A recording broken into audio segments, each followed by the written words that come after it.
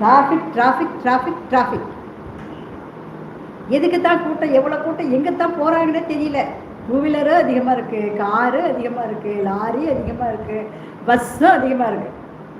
நான் போயிட்டே இருக்கிறோம், பின்னாடியே லாரிக்கார் வந்து அந்த பின்னாடி சீட்டு பக்கத்தில் வந்து நிறுத்துறாரு. இன்றைக்கி ஒரு லாரிக்கார், இன்றைக்கி பாப்பாவை ஸ்கூல்லேருந்து கூட்டிகிட்டு வந்துட்டுருக்கேன். ரோடு படுமோசமாக இருக்குது, எல்லாம் பேத்துட்டு கிடக்குது ரோடு. அதில் மொல்லத்தானே வர முடியும். பின்னாடியே வந்து நிற்கார் லாரிக்கார, இருங்கப்பா கொஞ்சம் நேரம் மூவார இருங்கப்பா அப்படின்னு சொல்லி முள்ள மூவானேன். ஆனால் பெருகி போச்சு, வண்டிகள்லாம் வந்து நிறைய பெருகி போயிடுச்சு. டூ வீலரும் சரி, காரும் சரி, லாரியும் சரி, பஸ்ஸும் சரி.